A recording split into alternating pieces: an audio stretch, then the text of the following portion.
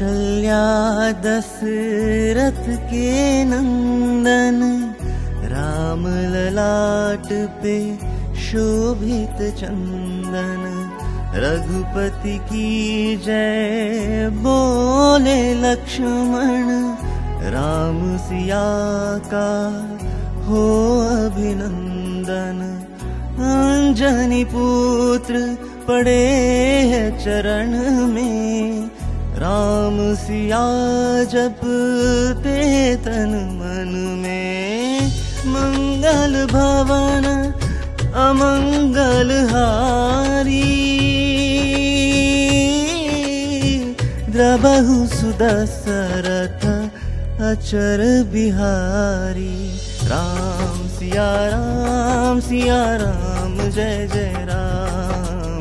राम सिया राम जय जय राम। राम सिया राम जय जय राम। राम सिया राम जय जय राम।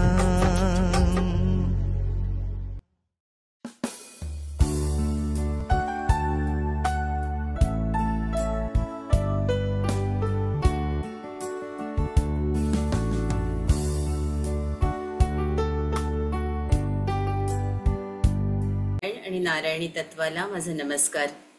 आजच्या सीतायनाच्या 6व्या भागात आपण बघणार आहोत की माता सीता कुठे निघाल्या आहेत। तर माता सीता दररोज मंदिरात जायच्या, महादेवीच्या मंदिरात।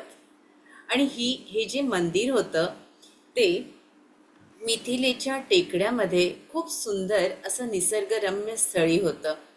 माता मंदिरात जाताना राजसी वस्त्र परिधान करून आपल्या सख्या सोबतींना घेऊन दररोज त्यांची ती वेळ ठरली असायची आणि त्याच वेळेला त्या प्रभूचं नामस्मरण करायला, आरती करायला त्या रोज निघत असत। अशाच एका पहाटे माता त्या मंदिरात पोचल्या आणि मातेचा आवाज हा खूप सुंदर होता। त्या जे आपण बघितलं की मंदिरात माता उभ्या आहेत आणि माता अतिशय तल्लीनतेने आपल्या गोड आवाजात प्रभू महादेवीची आरती करतात आहेत। आणि इतके सुंदर शब्द, इतकी सुंदर आरती, इतके सुंदर स्वर की सारा निसर्ग स्तब्ध झाला होता। यावेळेला हा आवाज, हे स्वर, हे सूर आणखीन कुणीतरी ऐकतं आणि त्यालाही खूप ओढ लागते या सुरांची की हे सूर मी ऐकायला हवे। हे काय सुंदर स्वर आहेत, हे स्वर मी कधीच ऐकले नाहीत। ही मिथिलेची टेकडी मला बोलावते। आणि ते 2 राजपुत्र त्या दिशेनं वळतात, हळूहळू मंदिराच्या पायथ्याशी येतात। तोच मातेचा आवाज आणखीन कोमल होतो, मातेच्या डोळ्यातून घळघळा पाणी येतं आणि माता आता आणखीन कोमलतेनं महादेवीची आरती गायला लागते। मातेचा आवाज कापरा झाला हे सख्यांच्या लक्षात येतं। नेमकं काय होतंय? माता आरती फिरवताना जेव्हा प्रवेशद्वाराकडे येतात, चेहरा करतात, तोच हे दोन्ही राजपुत्र त्यांच्या समोर जे मोठे असतात, श्रीराम, हे जेव्हा मातेला बघतात तेव्हा ते त्या क्षणी अगदी निश्चल होतात। आणि माताही युगायुगांपासून जी ओढ होती, म्हणतात ना की आपण एखाद्याला बघतच राहावं आणि पापणीही ढळू नये, तशी स्थिती मातेची झाली असते आणि तशी स्थिती श्रीरामाचीही असते। दोघंही एकमेकांकडे फक्त बघत असतात आणि दोघंही निश्चल होतात। आता हा जो आपल्या समोर ही स्थिती आणा की श्रीराम आणि सीता माता एकमेकांना बघतात आहे, सोबत सख्या आहेत, श्रीरामाचा लहान भाऊ लक्ष्मण आहे। मग थोडासा लक्ष्मण खाकरतो आणि स्वतःची ओळख उर्मिलेला करून देतो आणि आपल्या भावाचीही। त्यावेळेला दोघंही थोडे भानावर येतात की अरे काय चाललंय, पण दोघांनाही कळत नाही की नेमकं काय झालंय, नेमकं असं कसं घडावं आपल्या आयुष्यात.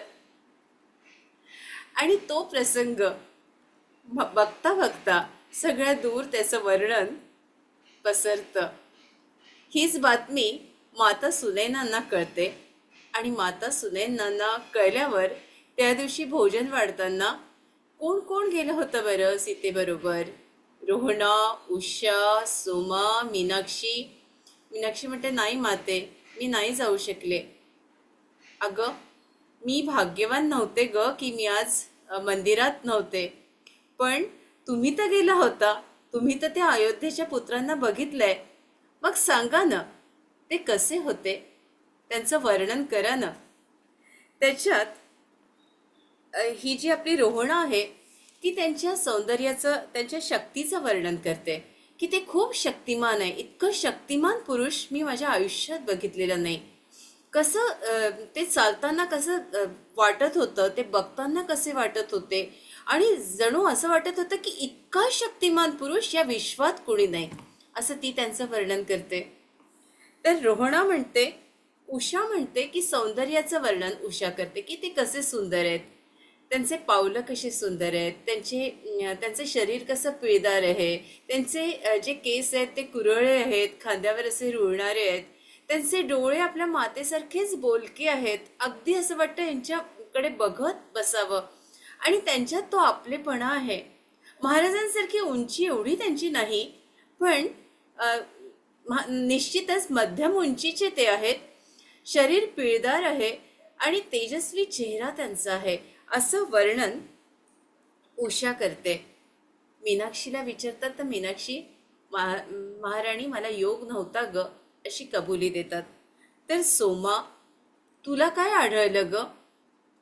सोमा काहीसा विचार करून सांगते की केवळ प्रकाशच मी बघितला, आणि हा प्रकाश इतका दिपवून टाकणारा होता की त्यांच्या शरीरातून नुसता सोनेरी प्रकाश निघत होता, आणि माझे डोळे असे मिटल्या गेले, मी उघडूच शकले नाही.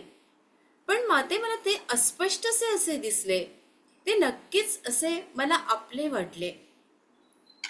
त्याच्यावरून माता सीता फक्त हसल्या. अगं माते, तू किती ग चौकशा करते, प्रत्येकाला हा अनुभव वेगळा वेगळा आला, आणि ते कसे आहेत आता तुला निश्चितच लवकरच कळेल. जनक बाबांचीही त्यांच्याशी भेट झालेली असते, आणि जनक बाबा त्यांना म्हणतात की मला खूप आनंद झालाय तुम्ही इथे या राज्यात आला आहात, आणि आमचं सौभाग्य आहे, हा आमचा सन्मान आहे की तुमची आमची भेट झाली.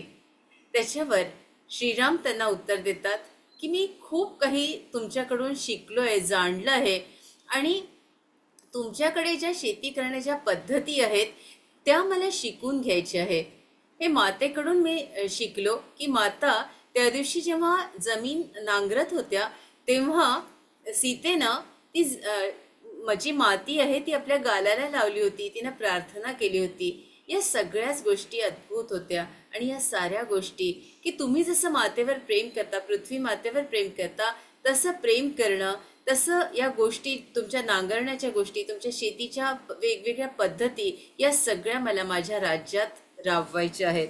त्याच्यावर बाबा म्हणतात की हो निश्चितच, आणि हे श्रीरामा तू इथे यायच्या आधी तुझी कीर्ती इथं सगळीकडे पसरली होती. त्यावर ते म्हणतात की तुझं शौर्य केलं, तुझं पराक्रम केला, इथे सगळे इथले लहान लहान लेकरं सुद्धा तुझ्या या शौर्याची गाथा ऐकून आहेत. आणि मग त्या दिवशी जी मैफिल होते यांची, तेव्हा माता सुनैना प्रभू श्रीरामाबद्दल बोलतात की कसा त्यांनी तारकेचा वध केला, कसं त्यांच्यात शौर्य आहे, कसं त्यांच्यात करारीपणा आहे, कसं त्यांच्यात पौरुषत्व आहे, किती ते सुंदर आहेत, किती ते छान निर्णय घेणार आहेत, अशी भरभरून तारीफ माता सुनैना करत असतात. आणि ह्याच्यात कुठेही त्यांना अहंकार नाही असाही उल्लेख ते करतात. तेव्हा माता सीता मात्र अस्वस्थ होतात. अगं सीते, तुला काय झालं, इतकी तू रागवलेली का दिसतेस? जनक बाबांचा प्रश्न. त्याच्यावर माता सीता म्हणतात, तारका ही स्त्री होती, तारकेचा वध का केला? मला नाही आवडलं तारकेचा वध केला ते. आता विषय हा वेगळ्याकडे जाईल हे जनक बाबा अचूक हेरतात आणि त्याच वेळेला बरोबर ते गौतम ऋषी आणि अहिल्येचा उल्लेख करतात की सीते तुला ठाऊक आहे का ग त्यांनी काय केलंय ते. सीता पुन्हा आपल्या त्यांच्याकडे अगदी उत्सुकतेने बघते की काय केलं आणि मग सांगतात की सीता श्रीरामानं अहिल्येचा उद्धार केला. एकही ऋषीपुत्र तयार नव्हता. एकही ऋषीपुत्र पुढे येऊन विचारतही नव्हता की नेमकं काय झालं. अहिल्येला अगदी खूप संकटांना सामोरं जावं लागलं. अहिल्येचा उद्धार करण्यासाठी फक्त श्रीराम पुढे आले. आणि जसं आपण आपल्या आईच्या जवळ जातो आणि आईच्या चरणांना स्पर्श करतो तसा स्पर्श इथे श्रीरामानं केलेला आहे. तेव्हा मात्र सीता माता मोहरून गेल्या. त्यांना खूप बरं वाटलं आणि त्या म्हणाल्या की मला खरंच याचं खूप वाईट वाटतं की कुठलीही चूक नसताना इतक्या विद्वान आणि इतक्या सुंदर तेजस्वी ऋषीला त्रास झाला आणि याचा नक्कीच मी धिक्कार करते. पण ही जी गोष्ट आहे की श्रीरामानं त्यांना यातून बाहेर काढलं ही अतिशय कौतुकास्पद आहे आणि त्या गोष्टीचं त्यांना खूप कौतुक वाटतं. पुढे जनक महाराज असंही म्हणतात की सीते आता ही वेळ आली आहे की ऋषी जे शाप द्यायचे. परवाच मी याचा उल्लेख केला होता की कुठल्या ना कुठल्या कुटुंबाला काही ना काही शाप मिळतो आणि त्या शापातच अनेक पिढ्या जातात. आपण म्हणतो ना की मुलाचं लग्न होत नाही, मुलीचं लग्न होत नाही, घरात अनेक संकट येतात आहे, पैसे खूप खर्च होतात आहे, आजारपण वाढतात आहे. तर हे का होत आहे? तर कुठला ना कुठला शाप आपल्या एखाद्या पिढीला कसा भोगावा लागतो आणि त्याचे परिणाम कसे दूरगामी होतात. तर हे होता कामा नये किंवा एखाद्या घरच्या व्यक्तीचं कृत्य तेही आड येतं. याच्यावर डिटेल परमपूज्य डॉक्टर सुनील काळे यांनी खूप लिहिलेलं आहे. त्याचाही उल्लेख मी एका वेळेला केला होता की त्यांनी एक फक्त प्रसंग आपल्यासमोर सांगते कारण हा प्रसंग आपल्याला सगळ्यांना सावध करणार आहे. आपल्या घरातले जी मंडळी आहेत आता त्याच्यात पुरुष स्त्रिया दोघंही येतात. ते नेमकं जे व्हॉट्सअप आहे व्हॉट्सअप नाही गुगल आणि ह्याच्यावर यूट्यूबवर नेमकं काय बघतात. जर अश्लील चित्र अश्लील व्हिडिओज जर बघत असतील तर त्याच्या शिक्षा त्या व्यक्तीला कशा मिळतात याचं वर्णन दादांनी केलेलं आहे. दादा म्हणतात एक व्यक्ती होता की तो अधू झाला, त्याला पॅरालिसिसचा अटॅक आला होता किंवा कुठलंही अधूपण शरीराचं काय येतं तर असे काहीतरी दृश्य प्रसंग जर आपण बघितले असतील तर त्याची शिक्षा आपल्याला भोगावी लागते. तर दादा म्हणाले की जगदंबा माझ्या समोर आली आणि जगदंबेनं मला सांगितलं की जेव्हा हे अशी चित्र बघितले जातात तो माझा अपमान आहे आणि त्याच्यामुळे ही शिक्षा त्या व्यक्तीला होते. तर असे जे काही गोष्टी घडल्या असतील तर स्त्री किंवा पुरुष आपण दोघांनीही याबद्दल क्षमा मागून म्हणजे मला क्षमा करा आणि याच्यातनं मला मोकळं करा असं जरूर म्हणावं आणि असे कधीही करू नये. कारण त्याचे भोग आपल्यालाच नाही तर पुढच्याही पिढीला भोगावे लागतात. म्हणजे तिथेच ते थांबत नाही. तर ही गोष्ट मला माहिती नाही का असं बोलावून घेतलं जातं आणि म्हणून मी ही गोष्ट सांगितली. अन्यथा ही गोष्ट आजच्या माझ्या सांगण्यामध्येही नव्हती. तर त्यावर इंद्रानं त्यांना फसवलं होतं असंही माता म्हणतात आणि याच्यातून त्या बाहेर आल्या. तर सीता चूक नसताना जर असं काही भोगावं लागलं तर त्याचं निश्चितच हे जे गोष्ट आहे ही ऋषींमुळे घडते आणि हे कुठेतरी या गोष्टीवर लगाम लागायला हवा. ऋषींची ही शक्ती आता हळूहळू कमी करण्याची वेळ आली आहे आणि आता हीच उचित वेळ आहे की ऋषींची ही शक्ती कमी व्हायलाच हवी. अन्यथा अनेक पिढ्यांना हे दर पिढ्या हे भोगणं क्रमप्राप्त होईल. मास्टर्स मी इथेच थांबते कारण ध्यानाकडे वळते. आज बऱ्याच गोष्टींना सामोरं जायचे करते की आपले सुंदर डोळे हळुवारपणे मिटून घ्यावे.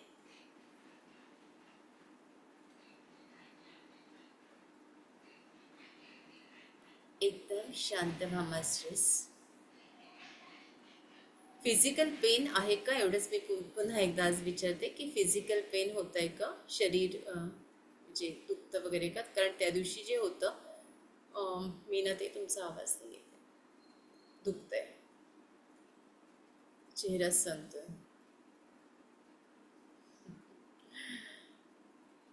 आरतीताई,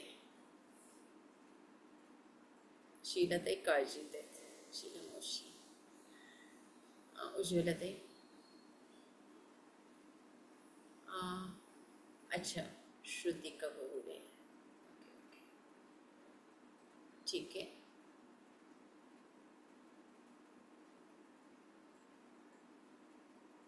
तुमच्या काळज्या, तुमचे मी प्रत्येकाचं नाव नाही घेऊ शकत, पण तुमच्या काळज्या तुमच्या चेहऱ्यावर दिसतात. सरिता मावशी, मी घेते, हिलिंग घेते. आपल्याला बरं वाटेल, एकदम ऊर्जा येईल,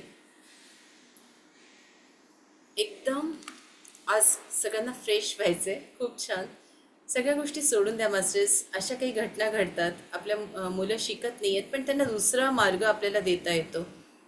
असं काही नाही आहे की शिक्षणच खूप महत्त्वाचं आहे. एखाद्याच्या ह्याच्यात असतं तर दुसराही मार्ग आहेत, आपण त्या मार्गाने विचार करू शकतो. अशा मुलांसाठी नक्कीच काम करायला आवडेल.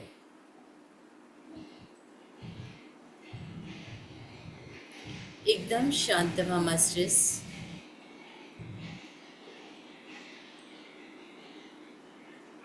ब्रह्मांडाच्या या संपूर्ण ऊर्जेशी एकरूप व्हा. 3दा म्हणा मास्टर्स. मी ही ऊर्जा घेते आहे. मी ही ऊर्जा घेते आहे. मी ही ऊर्जा घेते आहे.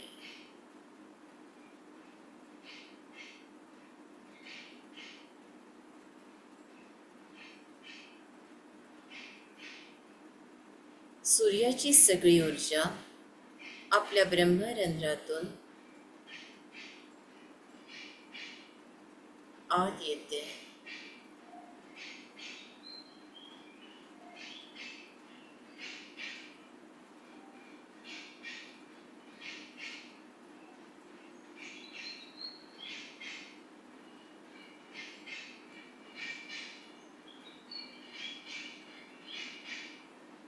एकदम शांत व्हा मास्टर्स.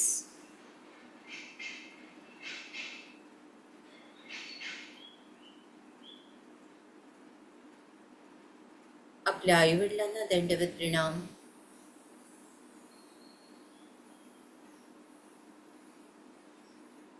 आपल्या गुरूंना दंडवत प्रणाम.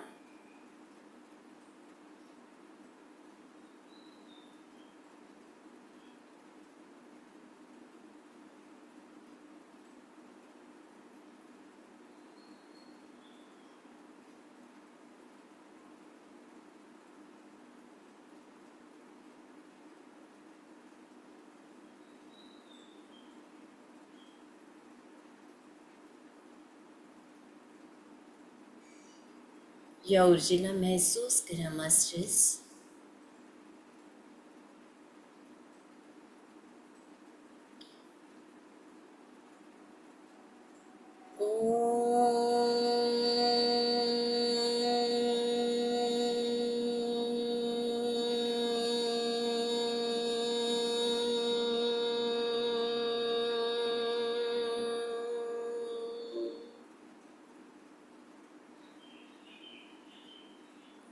पाच पायऱ्या उतरायच्या. आपल्या गुरूंना दंडवत प्रणाम करून त्यांचा हात पकडून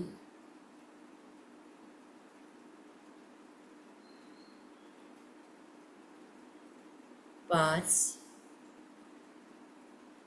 4, 3, 2, 1, 0.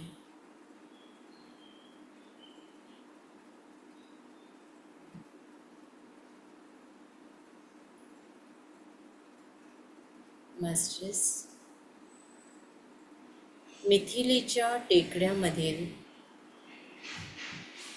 एक सुंदर टेकडीवर निसर्गाचं वर्णन करायचं झालं तर दाट घनदाट झाडी आहे.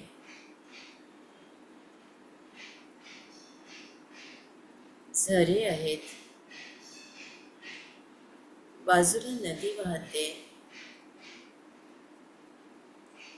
आणि उंचावर एक मंदिर आहे. महादेव आणि महादेवीचं.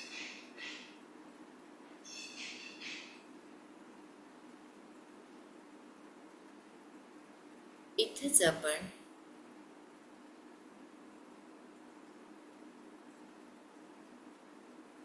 आपल्या गुरूंचा हात पकडून या मंदिरात बसलेलो आहोत.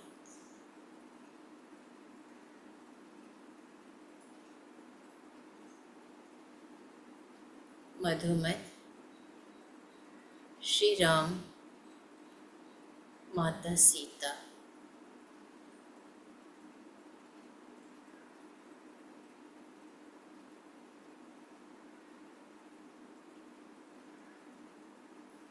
हे जे तेज आहे हे आपल्या डोळ्यातून आत येत आहे.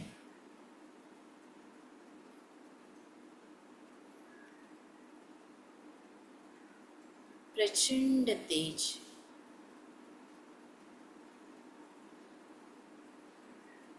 ज्यांना ज्यांना डोळ्यातून धारा लागतात, धुंदलं धुंदलं दिसतं,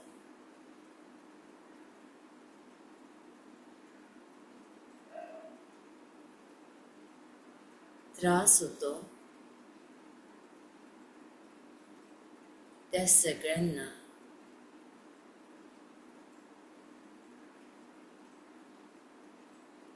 किंवा आजवर चुकून काही वाईट गोष्टी कळत नकळतपणे आपण बघितल्या असतील तर त्यासाठीही, मग ते TV सिरियलच्या सीन्स असो, यूट्यूबचे व्हिडिओज असो किंवा आणखी काही, आज ते सगळे क्षमा मागून टाका मास्टर्स की मी चुकले, मला क्षमा करा. मी मला क्षमा केली आहे, आपणही मला क्षमा करा.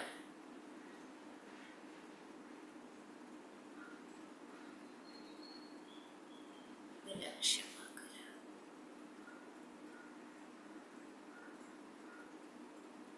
मास्टर्स,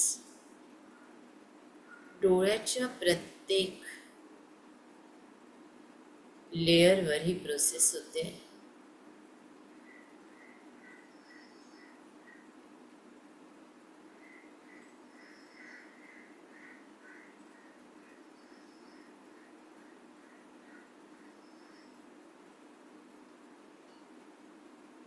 संपूर्ण लक्ष आपल्या डोळ्यांवर घ्या.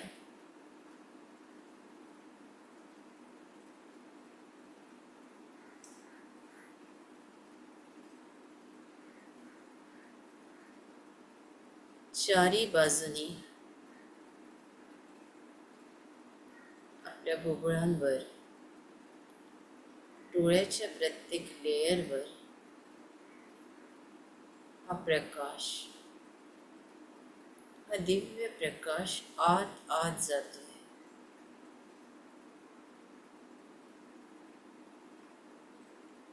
कुठलेही विकार असतील डोळ्यांचे तर ते दूर झालेले आहेत.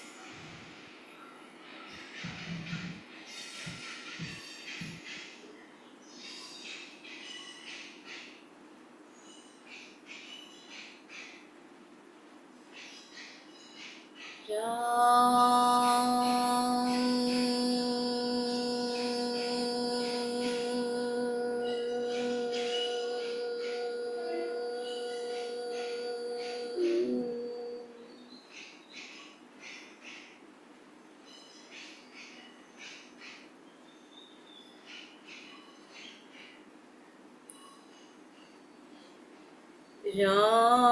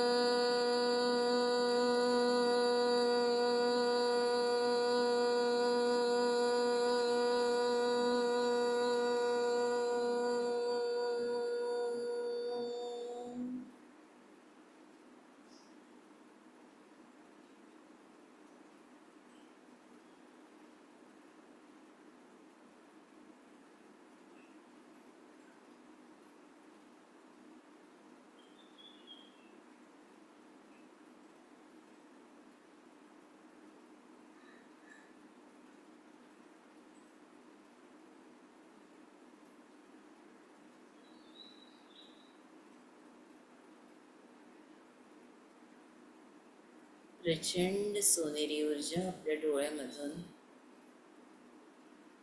तुम्हाला जाणवेल मास्टर्स की ही ऊर्जा अगदी डोळ्यापासून आपल्या इकडे मागच्या भागापर्यंत पसरलेली आहे, डोक्याच्या मागच्या भागापर्यंत, कानाच्या भागाकडे, मागच्या भागाकडे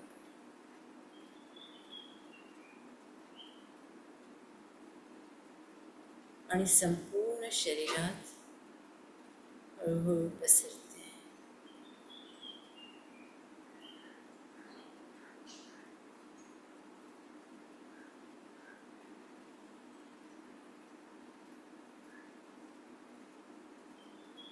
एकदम शांत व्हा.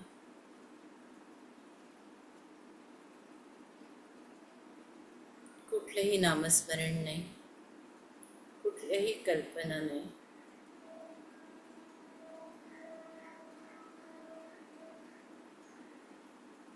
चराचरातून ओंकाराचा ध्वनी आणि शिवाची कृपा, महादेवीची कृपा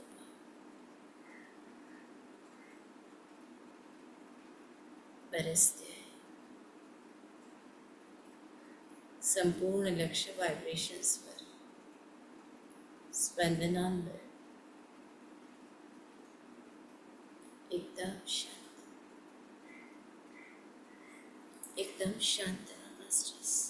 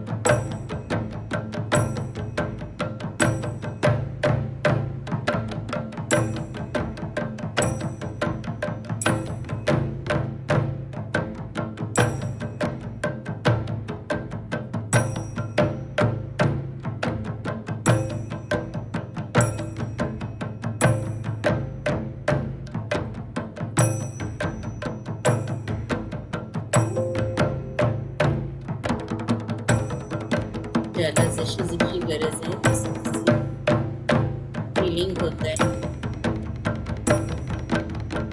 शांत, एकदम शांत.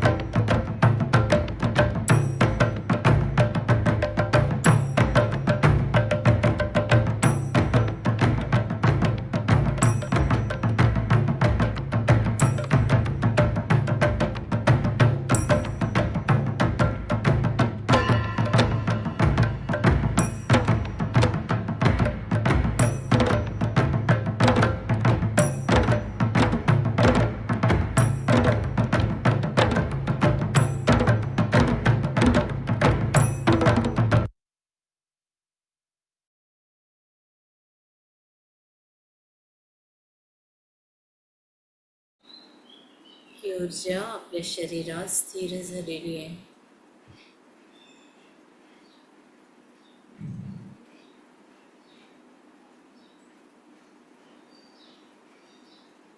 माता सीता आणि प्रभू श्रीरामचंद्रांना दंडवत प्रणाम.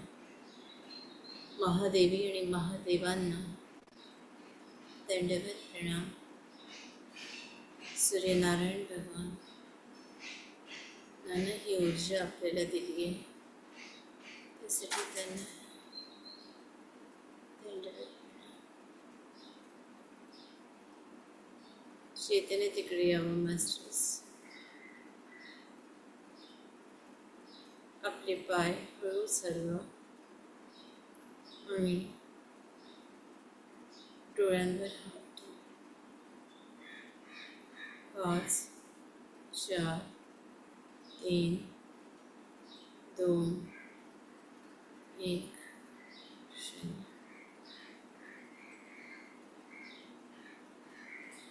डोळे उघडा. या विश्वाला आशीर्वाद द्या. या विश्वाचं कल्याण होतंय. या विश्वात ध्यानी, ज्ञानी आणि शाकाहारी लोक आहेत. सगळे शेतकरी, शेतमजूर, कामगार, कारागीर, सैनिक, स्त्रिया, मुली, पशु, पक्षी सगळेजण सुरक्षित आहे. धरणी माता आनंदित आहे. कल्याण असतं, कल्याण असतं, कल्याण असतं. तथास्तु, तथास्तु. 2-3 शेअरिंग येते फक्त, कारण काही लोकांना खूप बोलायचं आहे. ते अद्भुत जाणवलंय. पण बोलू शकता. मी माझा स्पीकर बंद करते. रोहिणी ते बघा.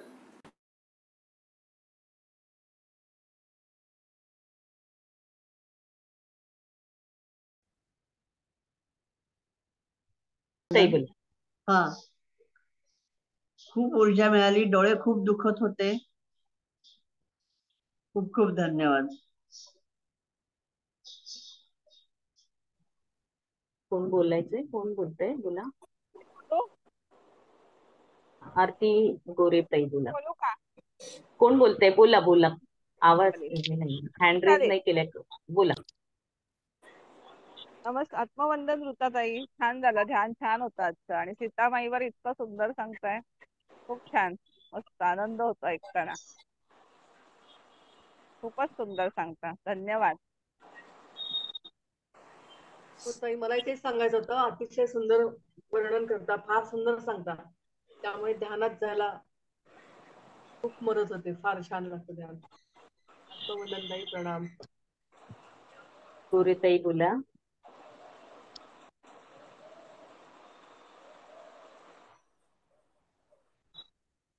गोरे आरती बोल. हो, आज ना ताई ध्यान खूपच छान झालंय. पण मला असं वाटत होतं की डोळे तर उघडूच नाही. म्हणजे माझे डोळे उघडलेच जात नव्हते आणि समोर संपूर्ण असा निळा प्रकाश. मध्येच असं वाटतं की अंगात गरम गरम ऊर्जा जाणवते. महादेवांचं दर्शन झालं असं निळ्या ह्याच्यात पूर्ण. असं सगळं तळमळीत होत होतं. पण खूप चांगलं ध्यान झालं आणि खूप मी त्या गहिऱ्या ह्याच्यात गेले होते असं मला वाटतं. खूप आत्मवंदन ताई. मनापासून धन्यवाद. सरिता मावशी बोला. आत्मवंदन ताई. माझे गुडघे आणि हाताची बोटं दुखतात हे मला सांगायचं होतं, पण माझा ऑडिओ सुरूच नव्हता होत. आणि आजचं ध्यान खूप छान झालं. डोळ्यांमध्ये जाणवत होतं की व्हायब्रेशन्स होतात आहेत आणि बिलिंगही होत आहे हे जाणवत होतं. खूप खूप छान. धन्यवाद. रोहिणीताई बोलतायत. बोला. हा, आत्मवंदन ऋताताई. आजचं ध्यान खूप सुंदर झालं. संपूर्ण शरीरभर ऊर्जा जाणवत होती. अतिशय सुरेख ध्यान. मला इतर साधकांना जे नवीन आहेत त्यांना सांगायचं आहे खरं तर, की यापूर्वी ऋताताईंच्या मुखातून सीतायांनी ऐकलेलं आहे आणि त्या खरंच फार सुरेख सांगतात. म्हणजे त्या शब्दात सांगणं सुद्धा कठीण आहे मला हे. तर तुम्ही खरंच सगळे साधक अतिशय भाग्यवान आहात. नवीन साधक त्यांना हे ऐकायला मिळतंय पुनश्च. फार सुरेख ऋताताईंनी हा जो विचार केलाय फारच सुंदर विचार आहे. सगळ्यांना चांगलं छान ऐकायला मिळतं आहे. खूप खूप धन्यवाद ऋताताई. आत्मवंदन. आणखी कोणाला बोलायचंय? मला बोलायचंय. हा बोला. खूप छान ध्यान झालं. सीतामाईबद्दल खूपच चांगली माहिती मिळते. कारण सीताराम आपण फक्त श्रीरामांमध्ये गुंतलेलो होतो आणि सीतामाईचं एवढं सुंदर दर्शन आपण घडवलेत आणि बालपणापासून ते म्हणजे तिला काहीच कष्ट नसतील असं वाटत होतं आतापर्यंत. पण तिचंही जीवन एवढ्या कष्टातनं आणि सामाजिक कार्यातनं असं प्रथम केलं. खूप खूप धन्यवाद. आणि संपूर्ण विशुद्ध चक्रापासून अनाथ चक्रापर्यंत माझ्या एकदम बधीर होतं बराच वेळ. आणि प्रथम नृसिंहांचं दर्शन झालं आणि नंतर वराह दर्शन झालं. जेव्हा तिसरं म्युझिक लागलं तेव्हा वराह दर्शन झालं. आणि पूर्णपणे पाठीपर्यंत सगळं माझे लोअर बॅक दुखती हे सध्या 2-3 दिवस झालं. पण मस्त वाटतंय, आता फ्रेश वाटतंय. खूप खूप धन्यवाद. बोला सरिताताई बोला. नमस्कार सगळ्यांना. 2 दिवस चुकून म्हणजे माझ्या इतर प्रोग्राममुळेच सुटलं ध्यान करणं. पण आज इतकं सुंदर तुमचं ध्यान लागलं की पूर्ण ट्रान्समध्ये होते लास्टला मी. खूप छान ताई, इतकं छान ऐकायला मिळते माहिती आणि तुमच्या मुखातून जे शब्द बाहेर पडतायत ते अगदी मनाला भिडतात आणि समोर तसं चित्र असल्याचं आपल्याला एकदम भास होतो. खूप छान. कोटी कोटी प्रणाम ताई. धन्यवाद धन्यवाद. मी सगळ्यांची रजा मागते. एक खूप छान माझ्या आयुष्यात घडतंय ते सांगते, शेअर करते की अनेक साधू संतांची माझ्या हातून सेवा होते. ही प्रभूचरणी प्रार्थना होती माझी आणि ती जेव्हा घडते आपल्या हातून तेव्हा खूप छान वाटतं.